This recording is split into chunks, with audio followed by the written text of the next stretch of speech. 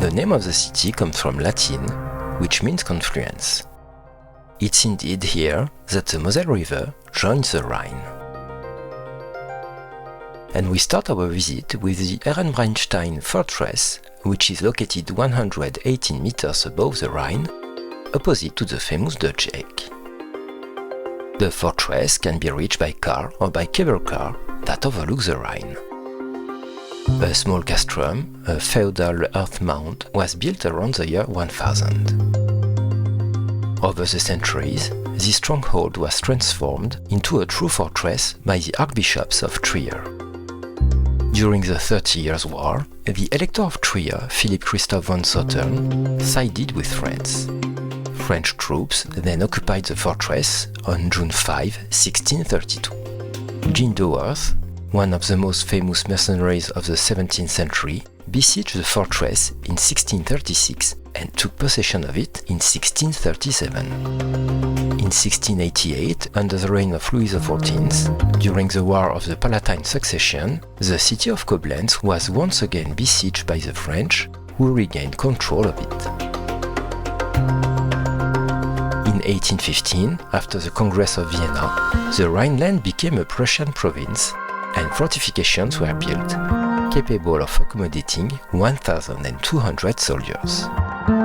The fortress remained active until 1890. It was later occupied by the American and the French army from 1923 to 1925. It's the largest historical fortress in Europe after Gibraltar.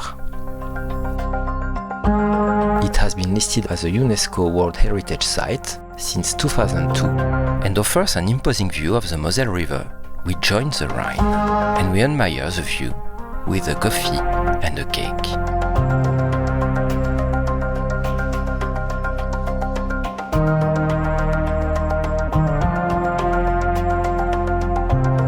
After this short break, we resume our visit.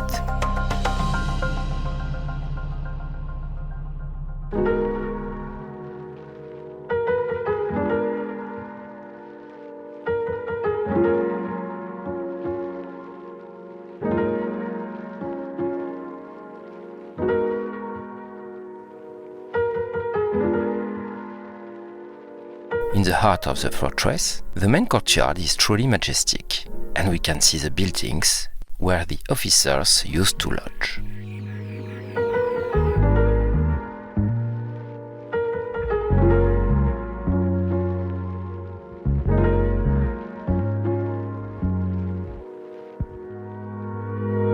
Beyond the fascinating history of this place, you can discover a vibrant cultural center with permanent and temporary exhibitions. With us, find an interactive exhibition, a diverse range of educational activities for children and adults is offered.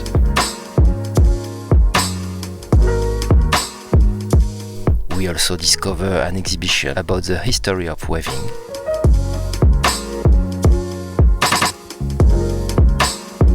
The emphasis is on photography, archaeology, viticulture, gastronomy, as well as economy and culture. We climb a few steps to reach a former residence where we can observe the decoration.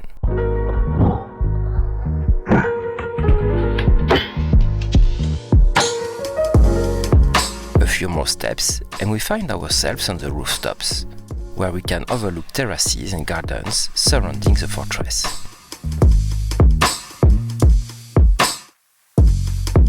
We now descend for a visit to a museum where we find various objects from archaeological research, a reconstructed armory, a section dedicated to viticulture, a prison, a photo exhibition amidst preserved ancient walls. Following the visit, we cross the Rhine to reach the city of Koblenz and begin our visit with the Jesuits' Place.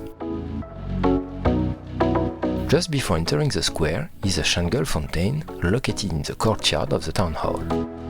Listed as a UNESCO World Heritage Site, it attracts many tourists. We find ourselves waiting in front of the fountain anticipating the moment where the little boy spits out water. It's quite amusing. We then pass under the archway to discover the famous square. The statue of Johannes Müller stands in the center. This monument is a memorial honoring the doctor born in the city. You can admire beautiful half-timbered houses. There's no doubt this square is charming. Not to be missed is a Jesuit church, a vaulted basilica with columns that has only one nave.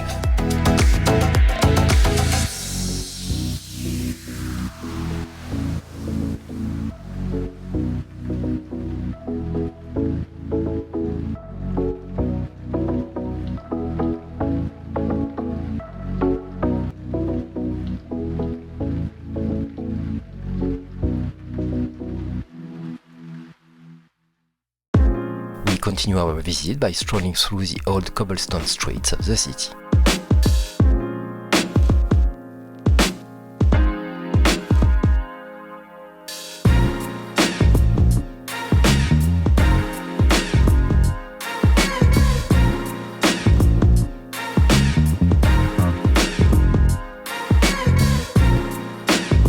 We pass by the Church of Our Lady, which is one of the three main churches that shape the urban panorama of the old town. It dates back to the early 5th century. Built within the walls of a Roman structure, it later became a Christian church during the Frankish era. It has been part of the UNESCO World Heritage Site since 2002. Unfortunately, it was closed, so we couldn't visit the interior.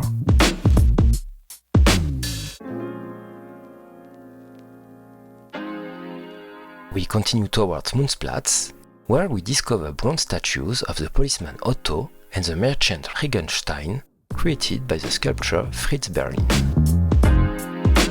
To this day, a weekly market takes place every Saturday on Münzplatz. We also see a third statue there, that of a drumming cobbler known as Resche Heinrich. Münzplatz, which translates to Coin Square, received its name due to the coin minting workshops established there by the Prince Electors of Trier. Most of the buildings were demolished in 1806, giving shape to the current square. Only a Baroque building from 1761, located at the entrance of the square, was spared. Opposite the square, there is a house that was the birthplace of Prince K. de Metternich, who led the Congress of Vienna in 1815. We continue our walk and reach Brunner Amplan, where we discover a classical fountain on Amplan Square. Built in 1806 at the initiative of the mayor, it's one of the last remaining remnants of the early water supply system in Koblenz.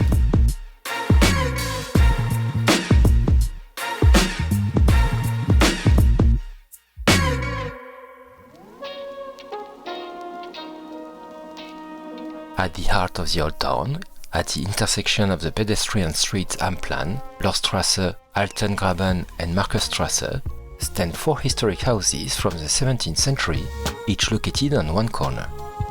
This ensemble is called Four Towers because of the Orioles projecting bay windows adorning their corners.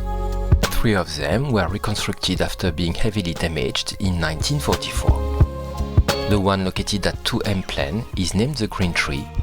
The one located at 2 Lorstrasse is richly decorated and its upper part of the oriole is entirely made of wood.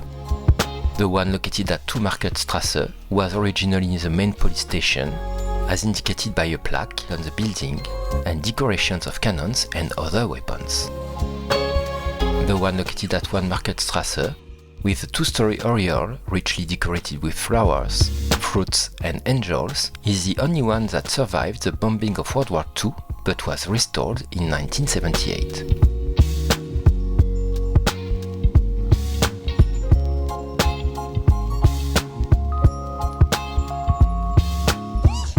We head towards the Moselle River and take a moment to admire the former castle of the Elector of Koblenz. Built in 1277 by Prince Elector Henry II to imprison rebellious citizens, it now houses the Municipal Archives of Koblenz. Since 2002, it has been part of the UNESCO World Heritage Site in the designated area for the Middle Rhine Valley. We now take a stroll along the Moselle River towards Deutsche-Eck. It's the name of the triangular promontory in the city in the 19th century and marked by the confluence of the Moselle and the Rhine rivers.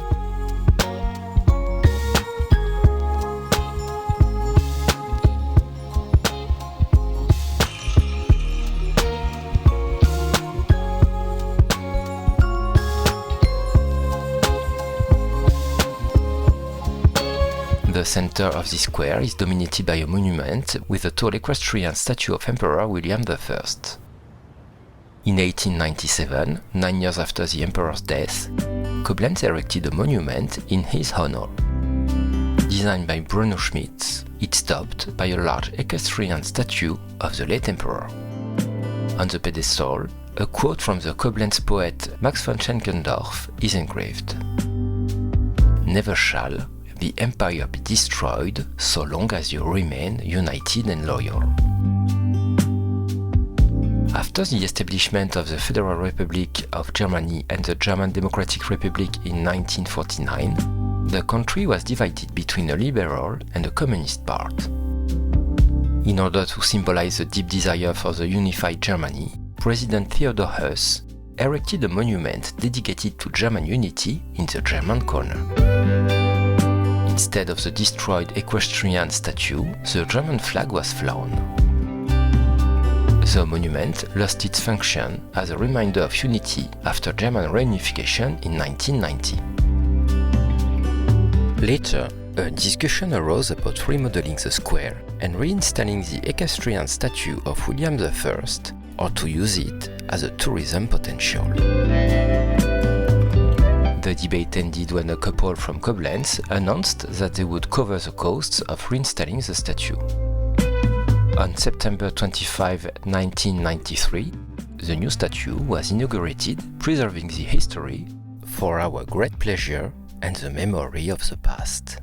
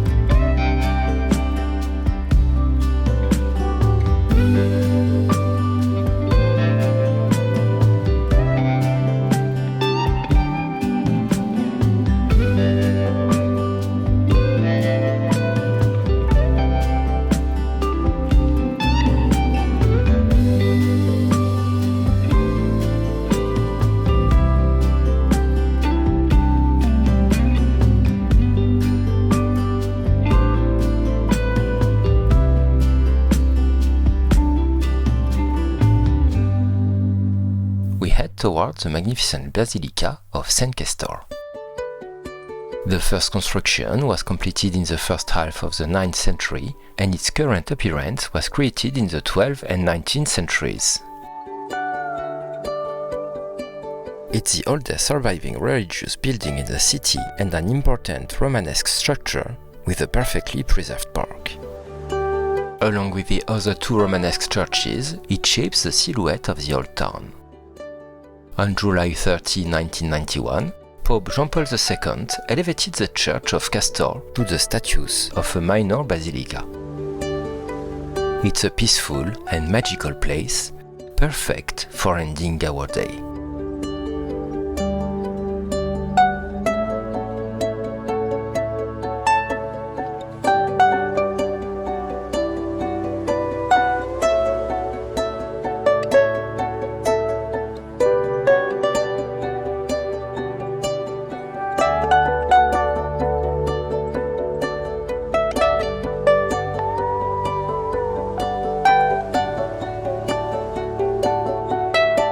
After this contemplative break, we return to our car along the Rhine and discover another beautiful monument, the Prussian government building, the former administrative headquarters of the Koblenz district.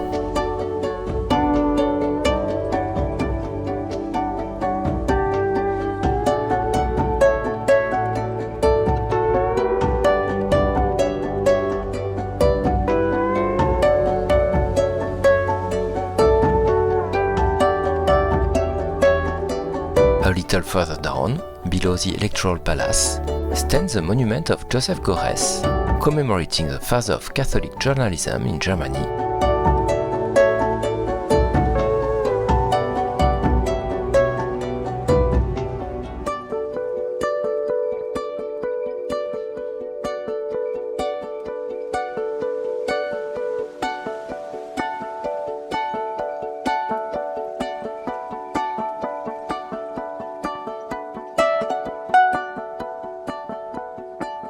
And thus concludes our journey in Koblenz.